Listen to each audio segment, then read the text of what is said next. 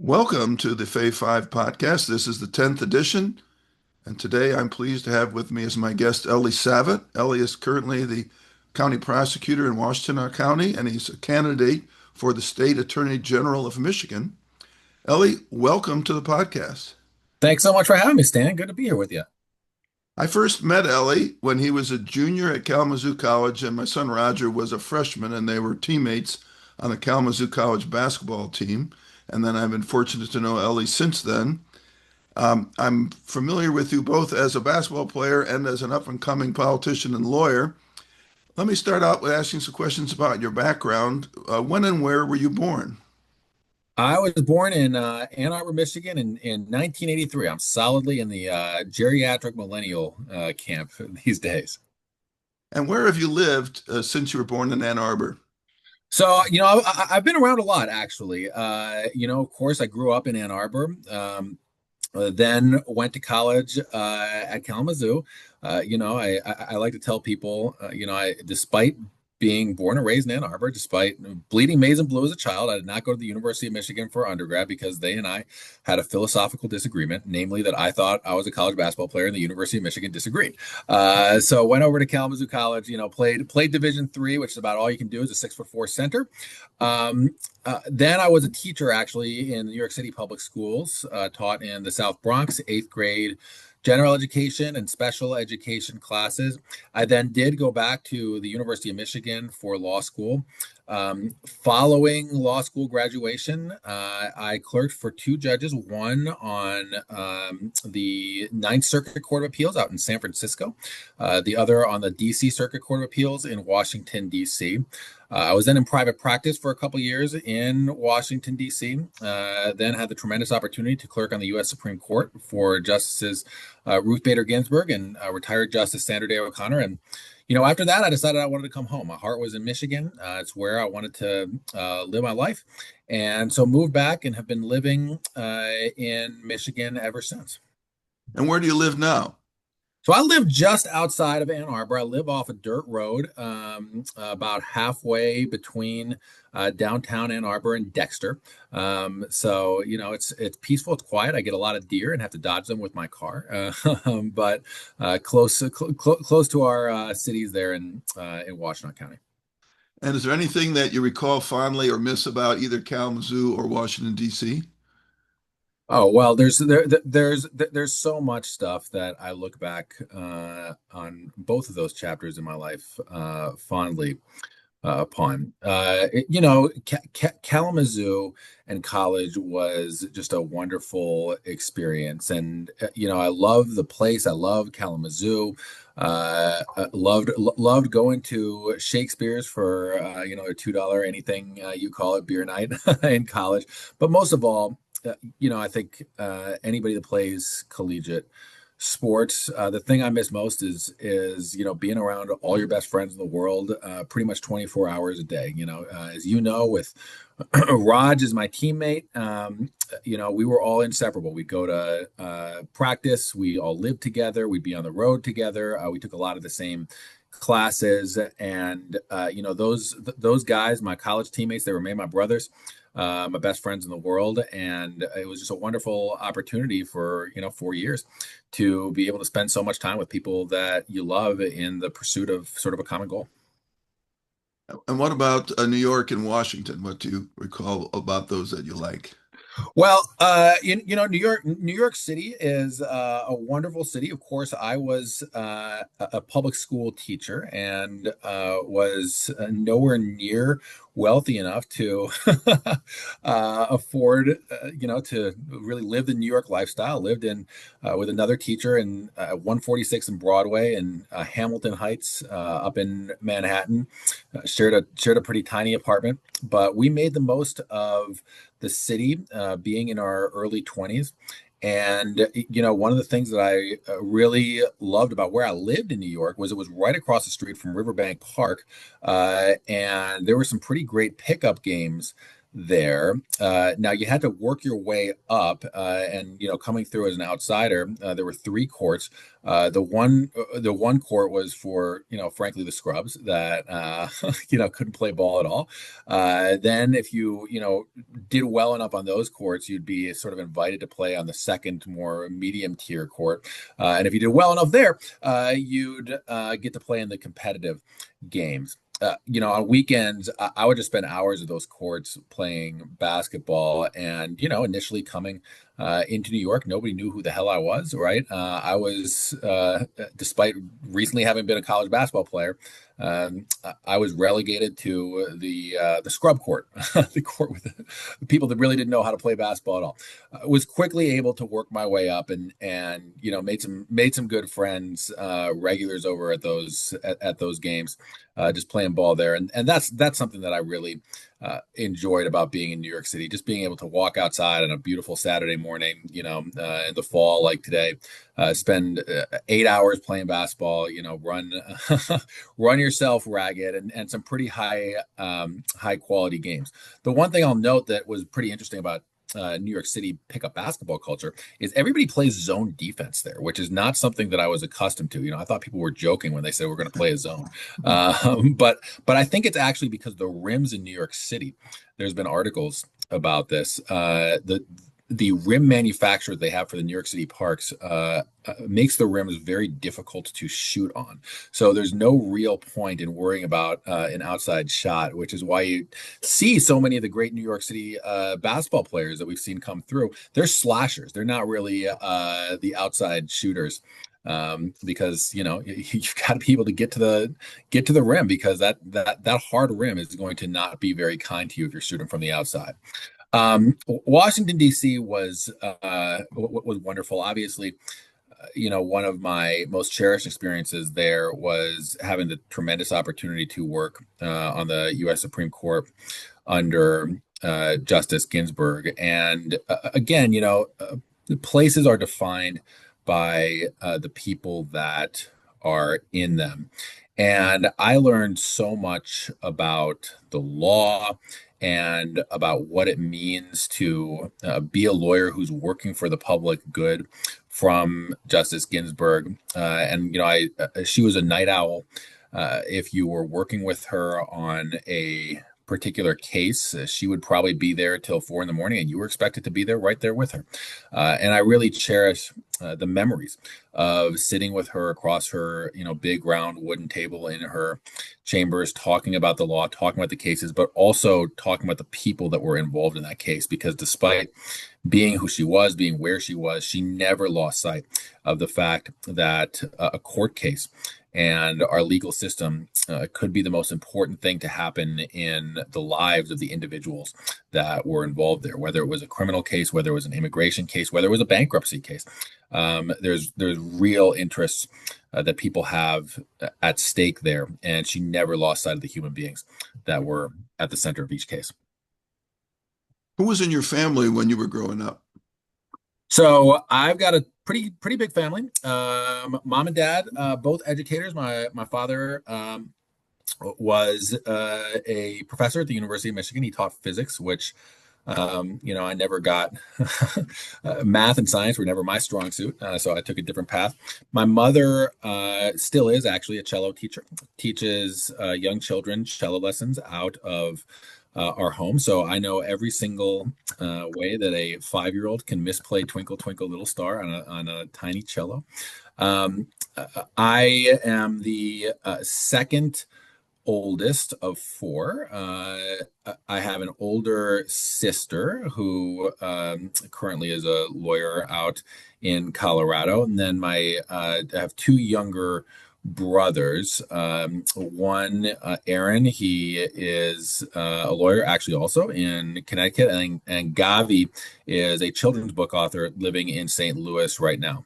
I have, I think, both eldest child and middle child syndrome to some extent, because I was the oldest of three boys, right? And my sister was 8 years older than me, so she was a little bit removed. So obviously I got babied by her as a kid, but I was, sort of made it really my mission to be king of the roost with respect to my two younger brothers, as you might imagine. So, but it was a great childhood, wonderful family, and we're now all spread out all over the place. But of course, love them all. Did you have any extended family living in the area? Did not actually. My mom's from Iowa originally, and my dad is from Chicago. So they met in Ann Arbor, actually, both being musicians. They were playing in the same orchestra, both playing cello. My dad's pickup line to my mom was, your cello is a very interesting color there. What kind of wood is it? Which you wouldn't think would work too well, but it worked, and I'm grateful for it because here I am. Now, three of the children ended up as lawyers. Is that a coincidence, or are you unsurprised by that? I'm a little bit surprised by it actually. My sister was, she was an academic star and did really well in school and followed the rules and everything like that. Not particularly surprised that she ended up a lawyer. I don't know if I'm surprised that I ended up a lawyer or not. I think I was always a little bit of a rabble rouser growing up, so perhaps that argumentative, competitive streak led itself well to the law. My younger brother actually took a pretty circuitous path towards being a lawyer, and I am surprised he's a lawyer, to be honest. He was always a nature guy. He was very interested in science and animals, and actually ended up getting his PhD in biology. He was a tropical ornithologist studying birds and trying to identify new species of birds in the Peruvian jungles and mountains, which apparently are a very interesting biological environment. But he ended up deciding, well, I got a family. I'm going to try to make some money. There's not a ton of money in the birds. And so, with his science background and expertise, he ended up going to law school and is now working sort of as a patent lawyer, providing scientific expertise on, what can be really on patents that can really involve a lot of scientific particulars. So I wouldn't have guessed that for Aaron, at least, but he's doing great. So, you never know what life's going to bring you. That's right. So when you were in elementary school and middle school and high school, what did you like to do outside of school? Well, it was, to be honest, basketball for me, pretty much every day. I fell in love with the game of basketball when I was in second grade. I grew up idolizing the bad boy Pistons, and Isaiah Thomas. Went to his basketball camp every year that he had it, and then of course being in Ann Arbor, the Fab Five was in town when I was in elementary school, and I just loved basketball. And so after school every day, if it wasn't basketball season, basketball practice, I'd be playing, in high school or middle school AAU ball.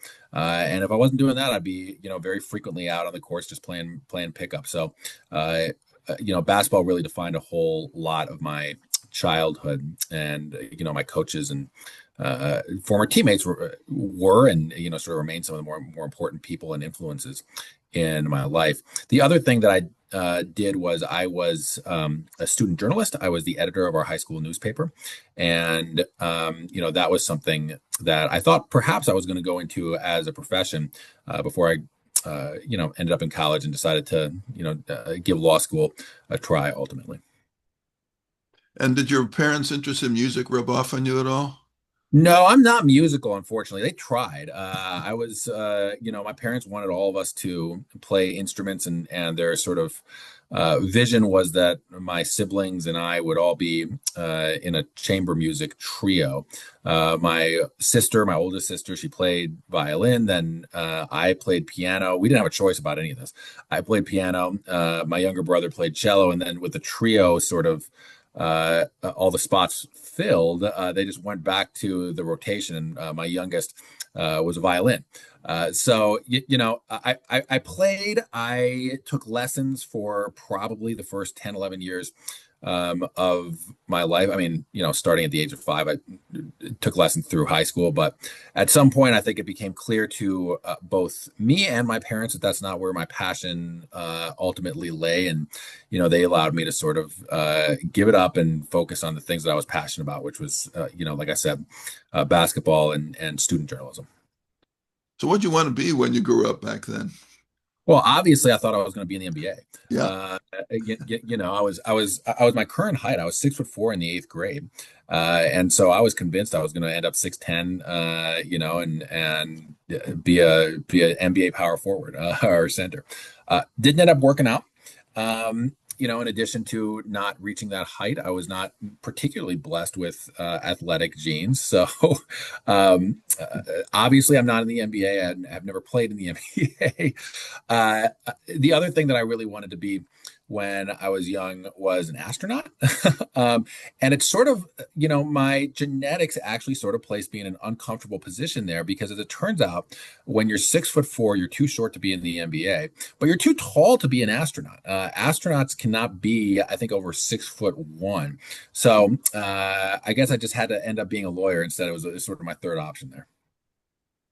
So when you went to college at Kalamazoo College, first of all, how did you choose Kalamazoo, and then what did you go off to study there? Well, I wanted to play basketball in college, and obviously my skill level and athletic ability was such that I was pretty much looking at Division III schools. Those are the ones that were recruiting me. But what really stuck out about Kalamazoo for me, and one of the reasons that I decided to go is because I also wanted to do study abroad, actually. And it's really difficult to do study abroad if you're at a school that is on a semester system and you're playing basketball, because of course basketball season traverses both semesters. It starts in November and it ends in March. And that traverses both semesters. So if you want to do a semester abroad, you really can't if you're going to be a collegiate basketball player. Kalamazoo really prioritizes and always has the study abroad program. And in addition to that, they're on the quarter system, which means that basketball players can study abroad for spring quarter after, the season ends in, February, March. And so that was something that really appealed to me about Kalamazoo College, that I would have the ability to do both. And indeed, it's encouraged that you do both. It's, you're not going to get in trouble with your coach. Pretty much everybody does it.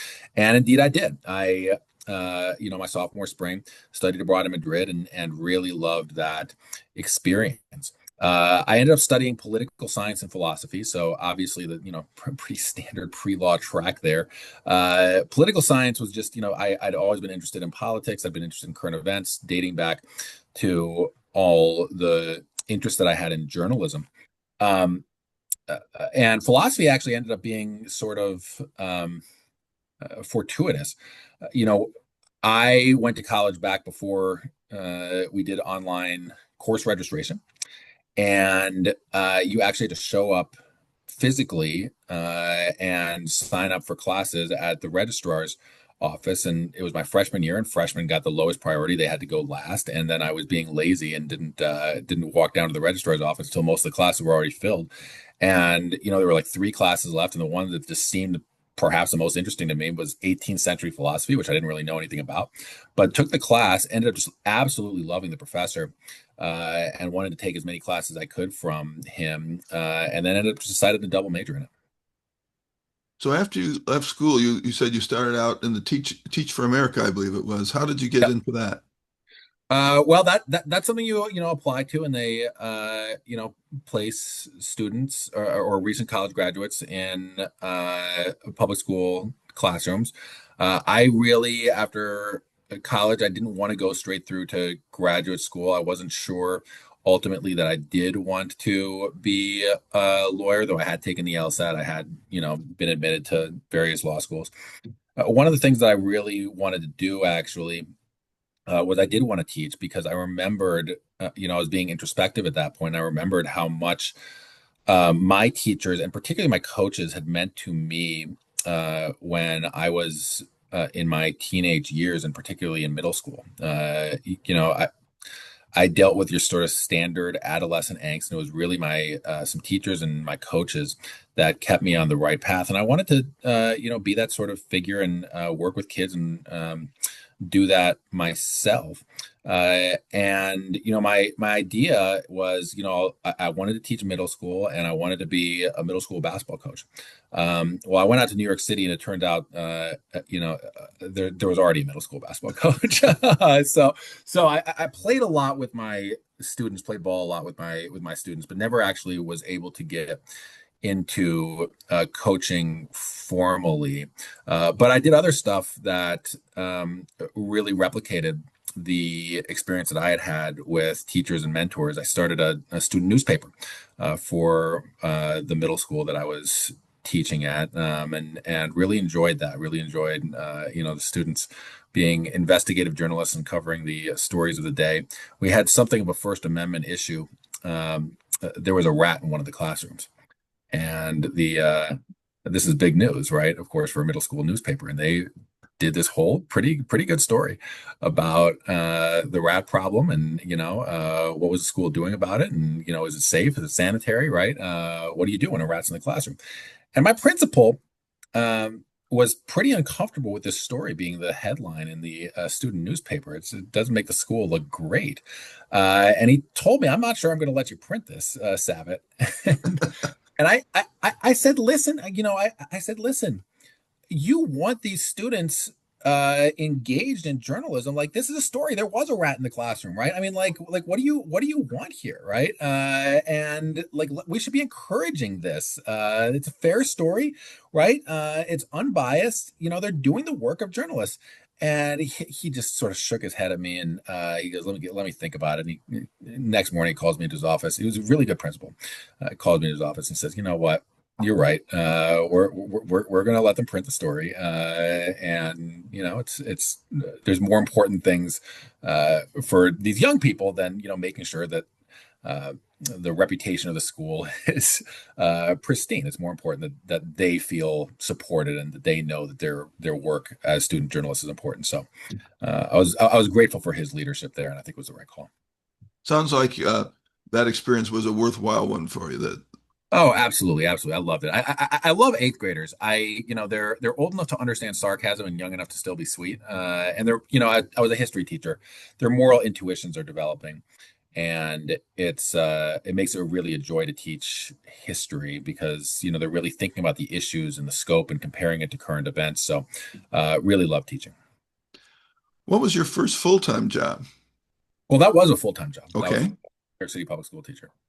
When you got through that and you got through law school, what was your first job after that? So I was a law clerk for a judge on the Ninth Circuit Court of Appeals in San Francisco.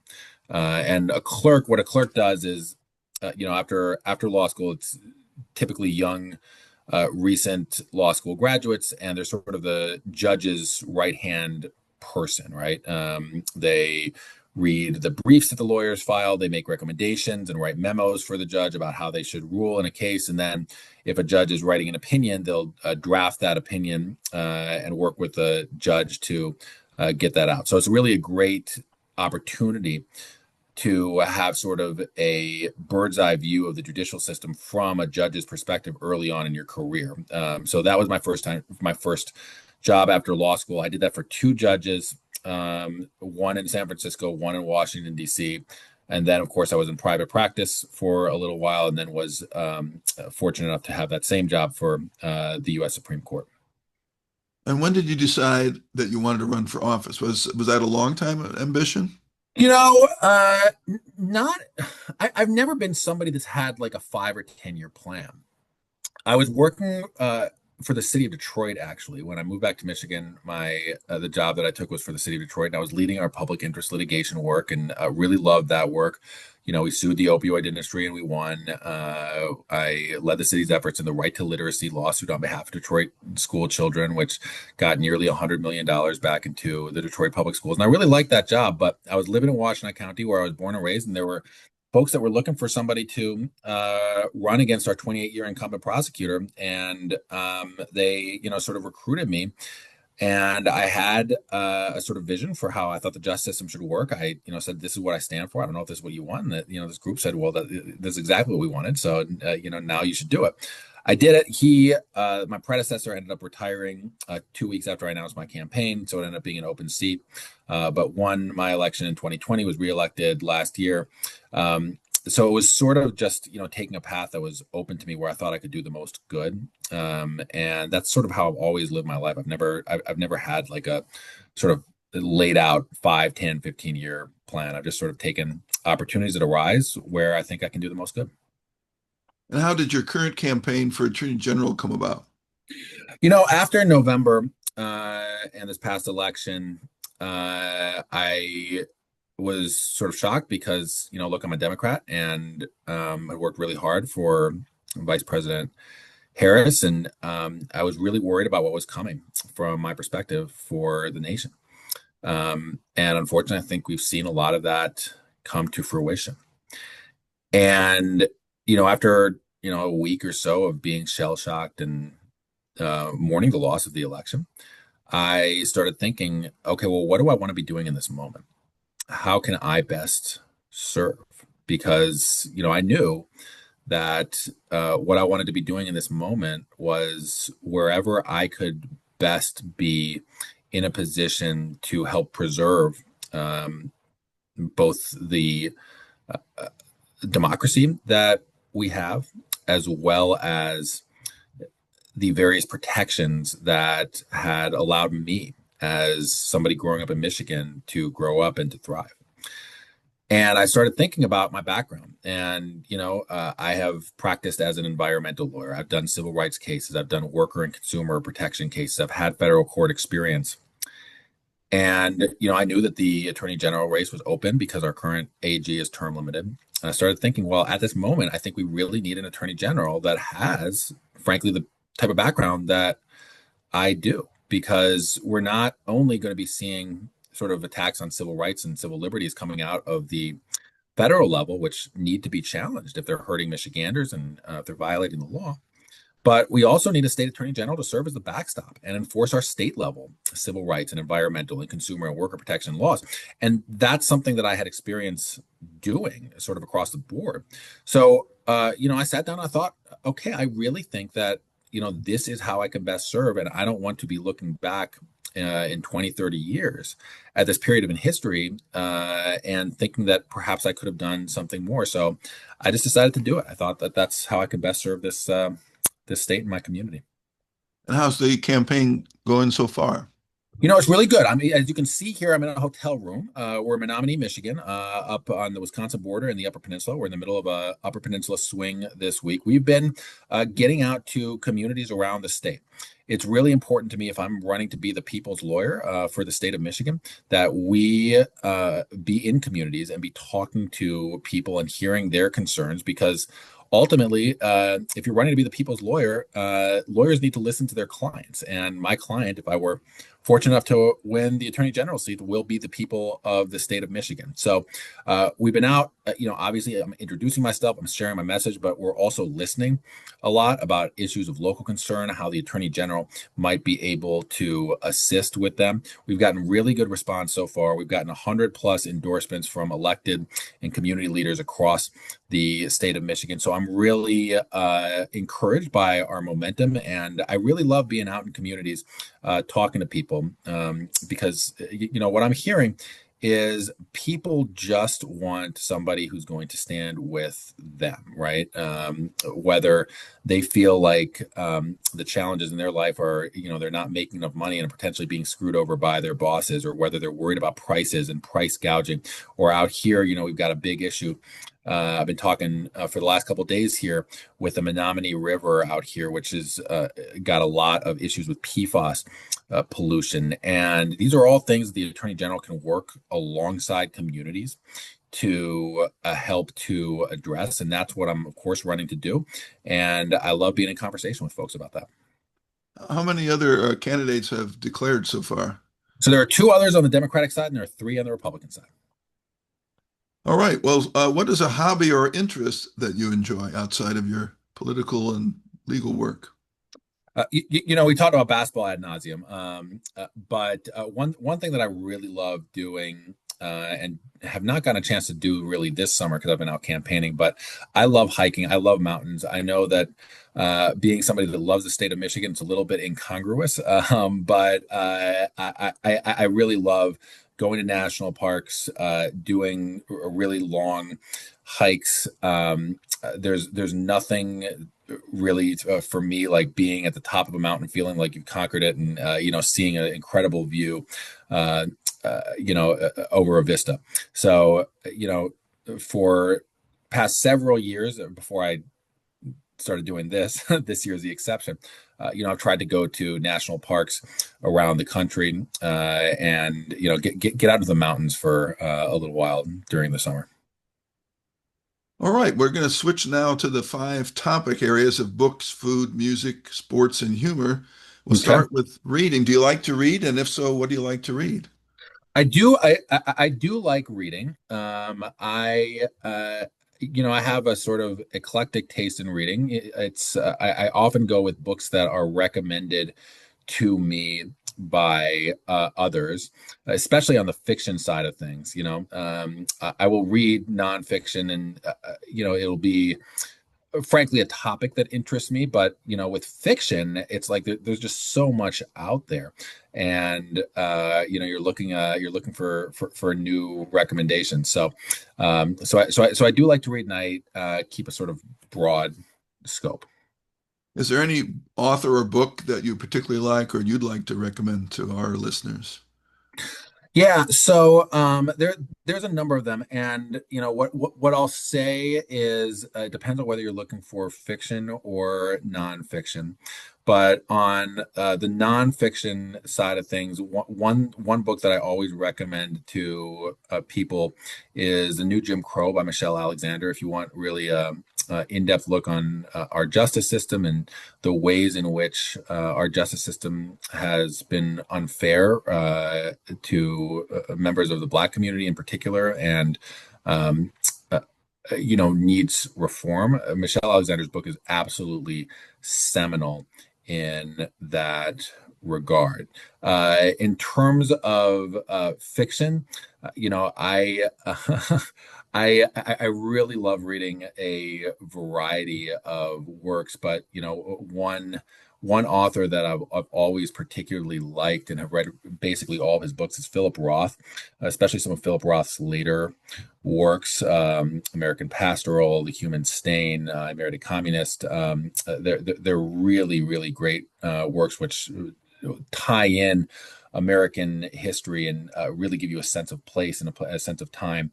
And I've really always enjoyed his works. What are some of your favorite foods? Well, honestly, if you put a plate of good nachos in front of me, I'll be pretty happy. Now, I say good nachos because it's got to have the melted cheese, it's got to have the crusted cheese on top of it. Uh, but so I'm not just somebody that likes the stuff you get at the ballpark, right, with the yellow goo. But good nachos is probably my best and favorite sort of guilty pleasure. So if you were and I were going to share a meal together, is there a place that you would take me to? This is a little bit homerism because it's Washtenaw County, and I love it. But in my view, the best restaurant in Michigan right now is Bellflower in Ypsilanti. It's rotating menus, seasonal, really Creole inspired. But every time I go there, the portions are huge. The ingredients are fresh. It's creative. You cannot get a bad meal at Bellflower. So if I was going to treat you, and it's actually not all that expensive for the quality of the food. It's upscale, but it's not out of uh, uh, most people's price ranges. So Bellflower would be where I'd take you, All Steve. right. Well, thanks for that Yeah. recommendation. Now, you already mentioned that you yourself are not necessarily a musician, although having studied it for a while, but do you like music? And if so, what are some of your favorite songs or musicians or albums or Yeah. concerts that you'd like to mention? So look, I like music and I'm really bad at music. I like having music on sort of as background in the car. I'll turn on the radio, just listen to whatever's on the radio, whatever's catchy. I cannot pretend I'm a music aficionado. Frankly, if I'm paying attention to something that I'm listening to, it's more likely to be a podcast. So Is there a favorite song, though, that you can recall from growing up or in recent times?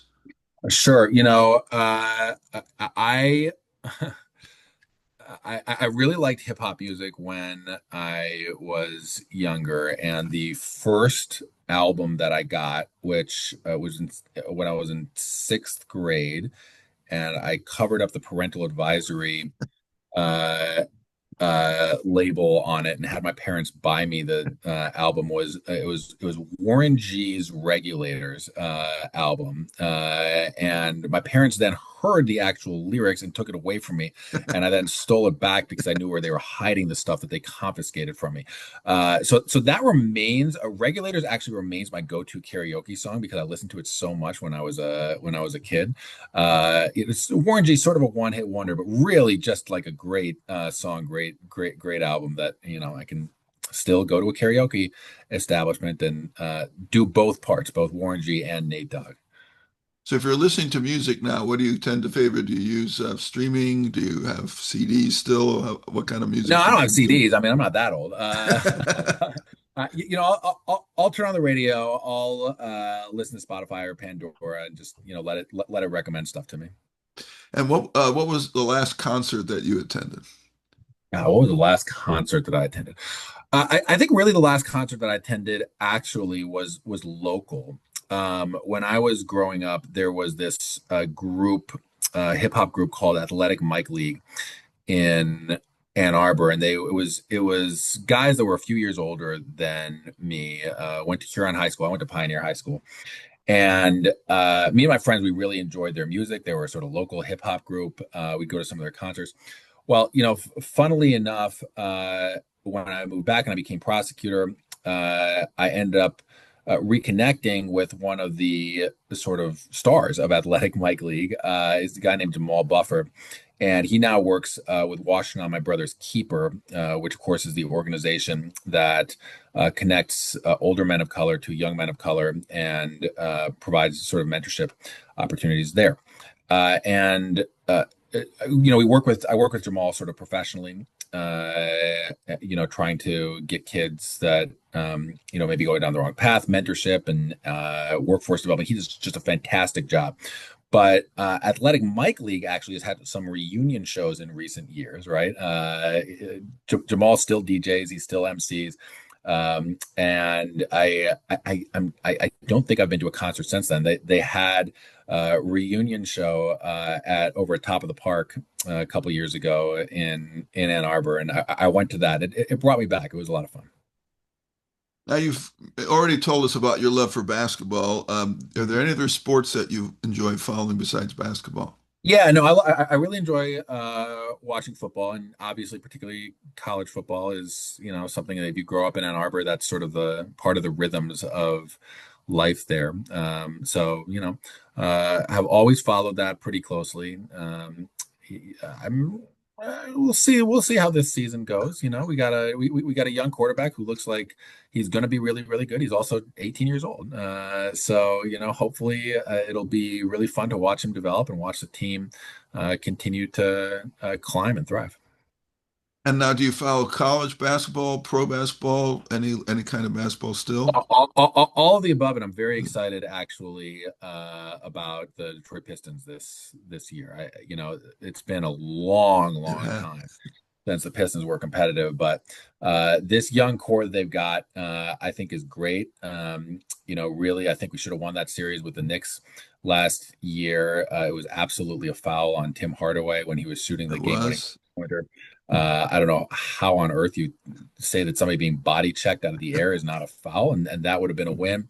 And I'm really excited for Jaden Ivey to be back on the court. It was a great year for the Pistons, and we were really missing one of our core pieces there. So I'm excited for this year. I'm hoping they can take another step forward. But Cade Cunningham, I think is the real deal, and we'll just see if we can continue to gel and be competitive in the East. Yeah, it feels like if they had made that call on the Tim Hardaway foul, and if Isaiah Stewart had been healthy for the series, might have gone differently, right? Yeah, and look, the East is wide open. I mean, Pacers made the finals. I don't think that we're that far off from the Pacers. What's a favorite sports memory that you have? Well, I'm gonna feature your son here. We when we were in college.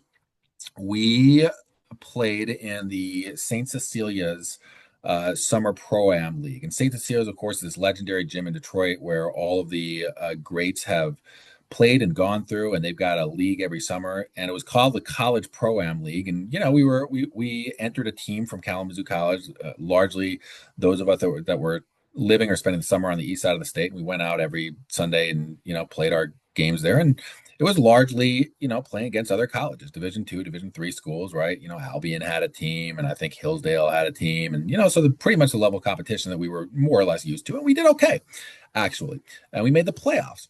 And the first game of the playoffs, we were seeded against the St. Cecilia's house team, which in these leagues, usually the house team is like the free agents, the guys that can't find a team, so it's just a mishmash, and that team is usually not very good. We show up at this little gym in Detroit, and you couldn't find parking anywhere, which was really weird. It's in a neighborhood, we're like, what is going on here on a Sunday night? We walk in the gym, and the gym is packed. And we're like, why do people not have anything better to do than watch our stupid little St. Cecilia's playoff game? Like, well, okay, maybe it's the playoffs. I guess maybe it's a tradition. People like to go watch the playoffs at St. Cecilia. Who knows, right? We're warming up. We don't see the other team anywhere. And Raj, he goes, you got to sign in at the scores table. And he's the first one to sign in and, put his name and number down. And he comes back to the rest of us as we're warming up. He goes, you guys might want to go look at the other team that's already signed in there. We're like, what, Rod, what's up? And he goes, I think you're just going to want to go look at it. And so we look at the other thing, Jalen Rose, Jimmy King, Vashawn Leonard, like two guys that had just been drafted, two 7-footers. These are all NBA players. The St. Cecilia's house team is the NBA guys that grew up playing and historically played at St. Cecilia's. So we're playing this game against NBA guys, and we're this Division III basketball team, and we're, of course, we're young, we're competitive. We're gonna give them a game, right? Like this is gonna be the upset of a century. We are just playing our hardest. Now, we run 6 foot to 6'4", really, in terms of height, and these guys have no idea who's playing what position. Like they were like asking us, which one of you is actually the center, right? So we're pressing. We're like trying to figure out our sort of strategy. Here we go. Oh, the key is stopping Jalen Rose. Yeah, great. I mean, Jalen Rose is his prime at this time, right? He's an active NBA player. But Sean Leonard had won the NBA 3-point contest the year before. Like, these are not like bench warmers in the NBA, right? So okay, the key is stopping Jalen Rose. Well, Jalen Rose had decided this game he was not going to shoot at all. He was just going to try to get like 30 assists or something like that. So okay, fine. So we're stopping Jalen Rose. We played really, really hard. Vashawn Leonard was guarding me, despite the fact that I was playing center and he's shorter. He played the whole game with a toothpick in his mouth. He had pretty much no interest in playing defense against me, which actually, I ended up being the leading scorer of the game because I just I had a pretty decent 15-foot jumper and he just didn't want to guard me. They were screwing around with us. And second half, I think we cut the lead to 10. We were never winning. Cut the lead to 10, and the crowd is sort of getting frustrated because like they came for the show, right? The show is not us. And so the St. Cecilia's house team calls timeout when we cut the lead to 10. We're all jazzed up. This is going to be the upset of the century. And then they decided to start playing basketball, and they started pressing us. And we couldn't get the ball over half court. It was just like every single possession, we'd get trapped, couldn't get the ball over half court. They'd get a steal, and it would be either a dunk or a 3-pointer. Again, we were down 10 with 10 minutes left. We lost by 40. It was that much of a show that they decided to put on for the folks that had spent their Sunday night there. And look, we were as compared to most human beings, we were pretty good basketball players. And so it just really re-emphasized like the NBA, those guys are on a absolutely different level than even, most college basketball players. So it quashed any sort of, ideas that we had that, okay, you can go on an NBA basketball court and people are going to think that you belong for even a couple of minutes. That's a great story. One that Roger likes to tell. I like to tell, even though I wasn't there. I remember getting a phone message, a voicemail message from him. I was down in Fort Wayne coaching my daughter in basketball, and I got a message that's Roger left saying, "This was the greatest night of my life. I just Yeah. played basketball against Jalen Rose." All right, let's switch to comedy. You have a favorite comedian or film or TV show that you can think of? Hmm. Let me see here. Recently, I love comedy. I like watching sort of comedy shows. I don't know if I have like. Well, I'll say Curb Your Enthusiasm may be my favorite. I probably laugh harder at Curb Your Enthusiasm than I have at any other show. More recently, I've been watching Platonic, which is pretty good. Yeah. So can certainly recommend that. And I think my comfort show, because somebody said recently that every millennial has their sort of comfort sitcom that they rewatch, and mine is How I Met Your Mother. I think How I Met Your Mother is hilarious. So that's the gamut for me. Have you seen The Studio? I have seen this too. Yeah, yeah, that's good too. That's good too. I thought that the final episode of that was pretty hilarious. So, Yeah, yeah, no, it was good. It was and good. that led me to Platonic. So, that, Yeah, yeah. yeah. Um, who's the best at making you laugh? Who is the best at making me laugh? It's contagious, right? I don't know if there's one person that's like the best at making me laugh, but what I'll say is when I'm around old friends from any point in my life, whether it's the guys that I went to college with, or my friends from New York City, or people that I clerked with, and when we all get a chance to get together in groups and catch up and reminisce and discuss memories, the laughter is contagious. Of course, I'm 42 right now, and that doesn't happen frequently as much anymore because most people are already married, and the times you all get together tend to be weddings. But that's something that I really enjoy, is just being together in groups, and the laughs never stop. And are you able to crack up your friends when you're together? Oh yeah, no, I'm hilarious. I figured as much.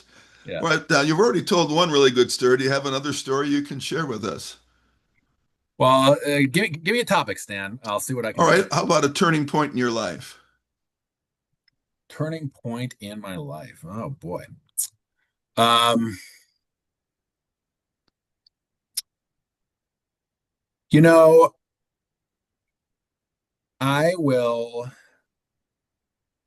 say that one real turning point in a learning experience uh, in my career that I think back to quite frequently was working for Justice Ginsburg on the U.S. Supreme Court. And I'll tell a story that has always stuck out to me that I frequently tell about RBG and the sort of lasting impression that she left on me. She was somebody, of course, that was a brilliant lawyer. She, as a litigator, enshrined women's rights into the Constitution, sex equality into the Constitution. By the time I was working for her, she had been a justice and a judge for decades. And on the Court of Appeals in the U.S. Supreme Court was really sort of separated from the actual litigants and the human beings that were at the center of the case. Because, at the Supreme Court, it's fancy lawyers writing briefs, making arguments. You don't see the people that are in front of you. And I mentioned earlier a little bit, I touched on this a little bit, but how she was a night owl, and how if you were working with her on a particular case, you were expected to stay in the building with her until she decided it was time for you to go. There was one Friday night where I was the last person in the building. I was working on a memo on this case that I was working on with her, and she'd asked for it that night, and I was staying late to finish it up. And she was in her office. She was working on this other case. So I finished the memo up, and I go into her office and I drop off the memo. And she'd been working on this case. It's a case nobody's ever heard of, right? It's not one of the blockbuster U.S. Supreme Court decisions that you read about in the front page of the newspaper. And she took my memo and she put it to one side, and she just started talking to me about this case. And she wasn't talking to me about the legal issues in the case.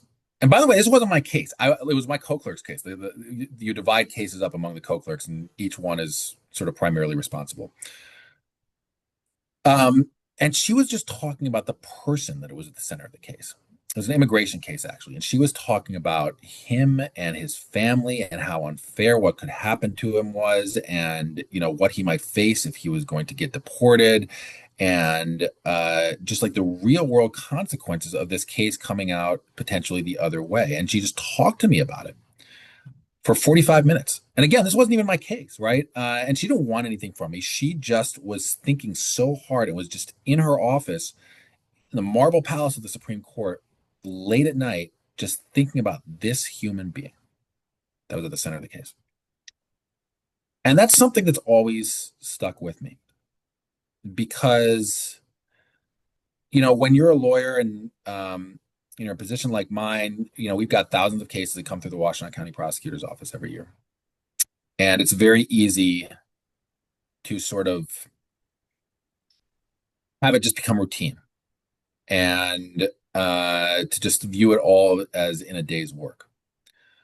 But RBG never did that. She never forgot just how important the outcome of a particular legal case was to the human being that were involved in it. And that's something that I've always tried to carry with me, always tried to think about consistently. Because when we're lawyers, or, certainly if we're elected leaders, we're entrusted with a lot of power and a lot of authority. And we have professionally the ability to really impact the course of people's lives. But these are real people with real lives. And even if it might seem routine for us, it's anything but for those people. And that's something RBG never forgot. And something that I've always tried to carry with me. That's inspiring to hear. I wanted to ask another question about the Supreme Court on a lighter note, which is that at one point your teammates joined you in DC at the Supreme Court, and I believe there was some basketball involved. Can you tell us about that? Yeah, and I actually got in trouble for this. So there's a basketball court above the U.S. Supreme Court building, which is known as the highest court in the land, and it's literally right above the courtroom. Um, you're not allowed to play basketball there during court sessions because you can hear the ball bouncing in the courtroom below. Uh, and it's really cool to play basketball in the U.S. Supreme Court. And it's not something that most people are able to do. You've got to have sort of an in, right, at the court to be able to do it. So I invited my teammates to come to DC to play a game on the highest court in the land. And generally, we were allowed to give tours to people as clerks, including after hours, if we got permission from the U.S. the Supreme Court Marshal, right? And I got permission to have the my teammates come into for a tour of the Supreme Court through Justice O'Connor from the Marshal. But when Justice O'Connor's, and Justice O'Connor was retired at the time, but when Justice O'Connor's sort of chief admin asked the Marshal, she said, can he have permission for a tour after hours, pretty routine, and to play basketball? And the Marshal said, the tour is granted, but the basketball is not, basketball is, gym facilities are for court employees only. Well, so I said, okay, but if I have them come during normal hours, right, I didn't need the permission of the Marshal to give them a tour. And so I just said, okay, well, screw it. We're not going to go after hours. We're going to go during the day, and we're going to play basketball during lunch instead. And we're just not going to ask. This was not exactly consistent with the spirit of what the Marshal had said, but it wasn't exactly against it either. So we go up there and we had these special jerseys from Kalamazoo, and we put them on. We were playing orange versus black, and we were having a great game. It was a tie game, and I was friends with all the Supreme Court police actually because I'd play basketball with them pretty regularly, and so we were on good terms. And the marshal sort of got word that there was this basketball game, which she had thought she had said no to. And I said, well, you didn't really say no to it. You just said no to it after hours. She sent one of the Supreme Court police up, and he was like, hey, Ellie, come over here. He goes, the marshal said that this game's got to stop. And I was like, damn it. And I was like, Eric, man. Uh, Eric was the Supreme Court police. We go, it's game point. We're tied up. Can we finish? He goes, man, I'd let you, but you're gonna get me in trouble, man. And I was like, okay, okay, okay, okay. So it ended in a tie. It ended in a tie, which means that literally all of us can say that we didn't lose on the highest court in the land. So I got a little bit. I didn't really get chewed out, but there was a stern email that was sent from the marshal about my creative interpretation of what she had said, and neither Justice O'Connor nor Justice Ginsburg cared one iota about it, actually.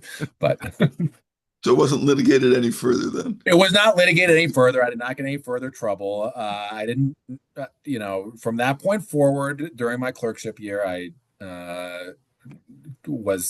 acted consistently with what the spirit of the marshal wanted us to do was. So, but Well, thanks for sharing that. I'm going to wrap up with a story of my own. It's from when Roger was married. You were there as a guest, and the night after the wedding, you and some of Roger's other teammates, we were playing in euchre, and the story came out that you told that had to do with the toast I had given at the rehearsal dinner the night before the wedding.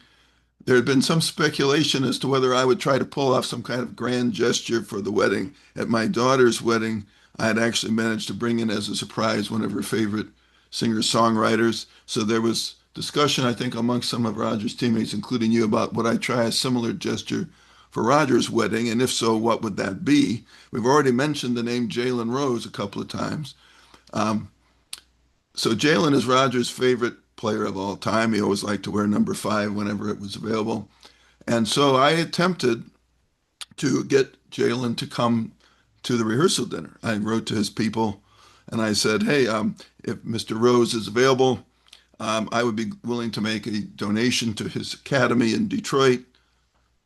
And the response that I got back was that Mr. Rose was not available that night, but they would be glad to send me an autographed picture of him. So it was not quite the same. Later on, they actually upped that to they would send me an autographed copy of his book, which Roger actually already had. But at any rate, at the euchre game, we're talking, and you said that you had made a bet with, I think, with Phil Weaver as to whether or not I was going to be able to pull off having Jalen Rose come. And according to you, you and Phil had bet $1 million on this. Had Jalen appeared, you would owe Phil $1 million. So I'm a little disappointed that Jalen said no, because I would have liked to seen that transaction take place. Well, God, I guess Phil owes me $1 million, and I hadn't remembered this. So thanks for that teaser to get Phil to pay up. Ellie, thanks a lot for being my guest today. I've enjoyed our conversation greatly. I wish you the best of luck in your campaign for Attorney General. You have my support as a Michigan resident and hope that you will be victorious.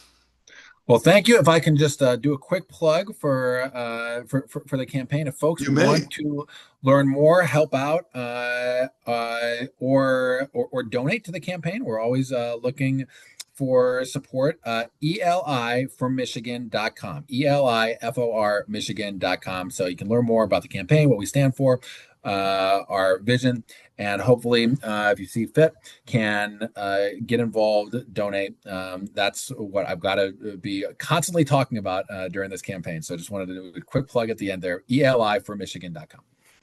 Well, thanks again, Ellie. It's been great having you as a guest. Thank you so much. Great talking to you, Stan.